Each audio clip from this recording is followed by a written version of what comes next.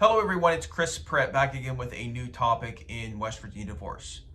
This video is a continuation of our series on the alimony factors under West Virginia law. And we're going to pick up two more factors for today's video. The next factor on our list is the education level of each person. So let's say that you have one person who is a medical doctor. And let's say that the other person has little to no formal education. Let's say they have a high school diploma, and that's it.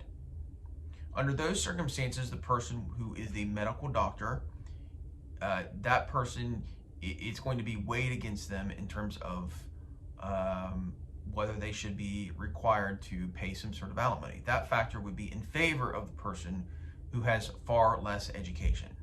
Now, the closer you get to the education level of the people that are involved, then the less likely it's going to weigh. So for example, let's say that you have one person with a bachelor's degree and then you have another person with a master's degree. Well, it's not going to weigh as much as opposed to a person who has significantly greater education in terms of any kind of formal education. So that's going to be how the factor is weighed. The next factor that we're going to be talking about is whether a person has foregone or postponed opportunities for various reasons. So in this example that we gave, let's say that you have one person who is a medical doctor and the other person decided to stay at home with the kids.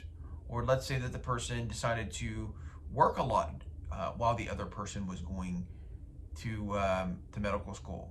While at the same time, even while the person was working, they could have, let's say, gone and gotten a master's degree. Or let's say that they just have a high school diploma and they were working the whole time to put the other person through medical school. Now, clearly, that person has foregone or postponed various opportunities. Or alternatively, what might have happened is that person might have delayed opportunities. So let's say that they worked so the other person could go to medical school, and what they have done since then is they've decided that the other person has found somebody new, and they think, well, I'm just going to go and I'm going to be with this new person. Well, the other person is kind of left holding the bag, so to speak. That person sacrificed a lot for the person who has the education.